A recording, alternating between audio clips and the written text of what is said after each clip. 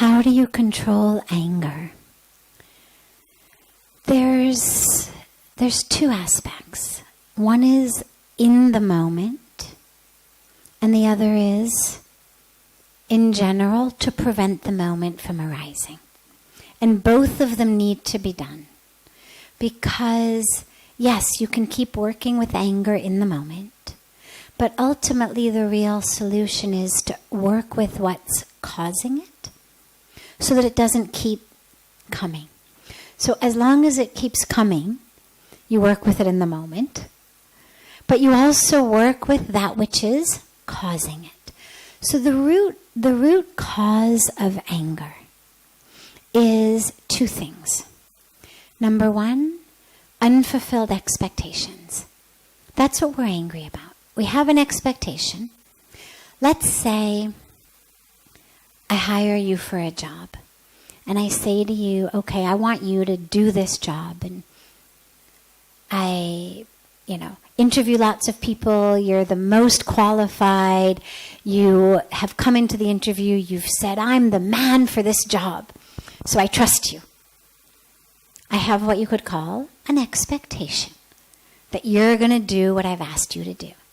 Then you don't do it. I'm furious. Situation one.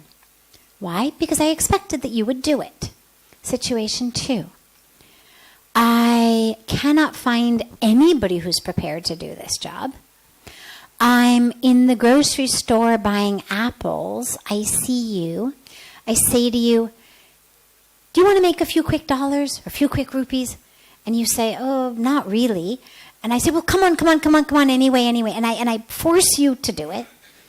And as I describe the job to you, you say, I'm really not the guy for the job. I don't know how to do that. I'm not interested in doing that. And I said, well, that's all right. Just try your best. And now you don't do it. Chances are I'm going to be much less angry in the second situation, simply because I didn't have as much of an expectation. I knew from the beginning, you're not interested. You can't do it. You never promised me that you could. So I have less of a cause of expectation. So anger stems from us having an expectation. We expect that the world and all of the people in it should act in a certain way. Namely, the way we want them to act. That's the general expectation. People around me will do what I want them to do. Not because I've pushed them into it, not because I've employed them, not because I've paid them, but because it's the right thing to do. See, this is the game that the ego plays. What I want, how I think, is right. I want this because it's right. I'm telling you to do it like that because that's the right way. Very few people have enough insight to say, well, basically you could do it anyway. But I've got this really, sort of pathological attachment to it being done in a specific way. So would you mind humoring me and doing it my way? Very few people have that level of self-insight. Most of us think that how we want things done is the right way. And so when they don't get done like that, when people don't respond, act, live, speak, treat us the way we want, we get angry. Whether it's the stock market, whether it's traffic on the freeway, whether it's our loved ones, whether it's our neighbors, whether it's our elected officials, whoever it may be, we have an expectation and it's unfulfilled. That's the root cause of anger. The other root cause of anger is literally something as simple as habit. If you were born and raised in a family in which people did not have control over their anger, and so there was a lot of anger, lots of shouting, chances are that's going to develop in you simply as a habit. That becomes your learned response to the world. And I come from an academic background of psychology, and 25 years ago, when I was studying psychology, when I was in therapy and studying to give therapy, from both sides, the teaching was, you better let out your anger, that the only way to deal with anger is to let it out. Express it, get angry, punch pillows, hit blow-up dolls, hit punching bags, get out that anger. The Indian tradition is different, and interestingly, in the last 25 years, Western psychology has kind of come to be much, much closer to what the Indian tradition is, which says the more you get angry, the more likely you are to get angry. That literally you are laying what here we call sanskaras. In the West we talk about, neural networks, neural patternings. You're literally laying a habit. This is how I respond. I get angry. So contrary to the beautiful idea that anger were something like food poisoning, that you could just vomit up and then feel better, actually the more you let it out, the more your brain, your nature says, this is how I deal with the world. I yell, I scream, I hit things, I throw temper tantrums. So those are really the two causes of anger. For the second part, for the habit, the only thing to do is literally stop allowing yourself to act in anger so that you lay a new sanskara, you lay a new pattern, you lay a new neuronal network. Come up with something different.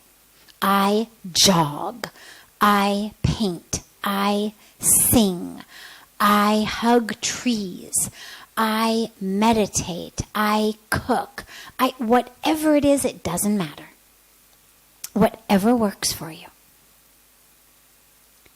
But something to lay a new habit so that instead of I shout, I hit, I fume, it's I garden. That's what I do. And in terms of responding to the expectation aspect, this is really something that we need to look at.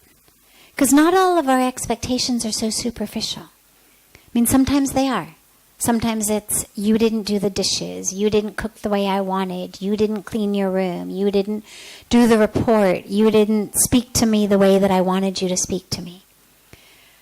But sometimes it's deeper. We have an expectation that our spouses won't cheat on us. We have an expectation that our parents won't abuse us, that our spouses won't abuse us. We have an expectation that our house won't burn down. We have an expectation that our elected officials will rule with justice and integrity and honesty.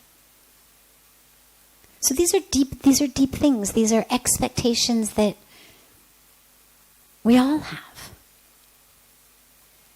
But what's important to remember is that we have no control over anything in the outside world. And that sounds very depressing, but it's actually very freeing. Because it's the myth of having any control that makes me angry when it doesn't happen. So for example, take something like the weather. Okay, we all have weather that we prefer. Some people prefer sun, some people prefer clouds and rain, some like the hot, some like the cold. We all have a preference. But very few of us has the delusion that we actually can control the weather.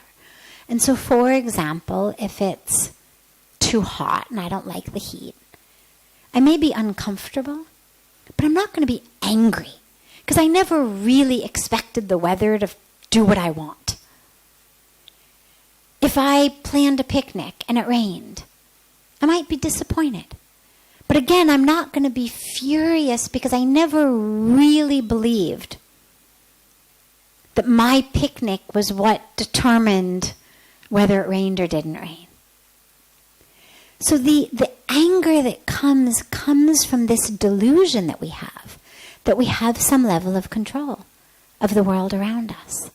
And this is the most important thing to give up.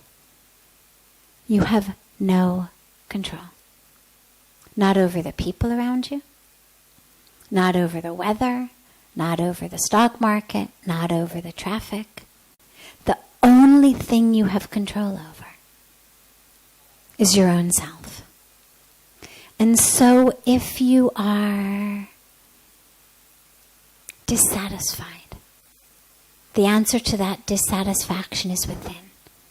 If you are upset, the answer to that upset is within. It doesn't mean that everybody around us does the right things. It doesn't mean that we have to love what everybody does. It doesn't mean we have to say, that was so great, could you just cheat on me again? I loved it so much the first time. But it means that we recognize that the answer to my anger, the answer to my pain, is not in another person, it's in myself. It's how I've responded to what that other person has done. And so how can I let go of these expectations? And that's the work. That's the work, is we let go of them.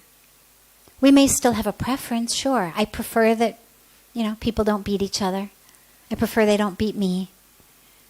I prefer that people don't cheat on me or lie to me or steal from me. I have a preference, sure.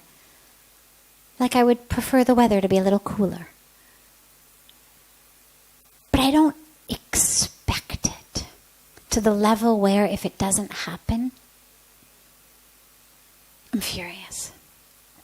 Because I know I don't have any control on the people around me any more than I do on the weather. And so that's sort of an inoculation against anger. If you never really expected somebody to do what you wanted. And it's the last point on this, though, is that doesn't mean that we go into our relationships resigned. Oh, well, I can't trust you because I can't expect that you're going to be loyal. It's not that. It's, I trust you. Even though I don't have any expectation, I trust you because I feel your heart. I trust you because in trusting you, I grow spiritually. I trust you because in that trusting, I'm able to love.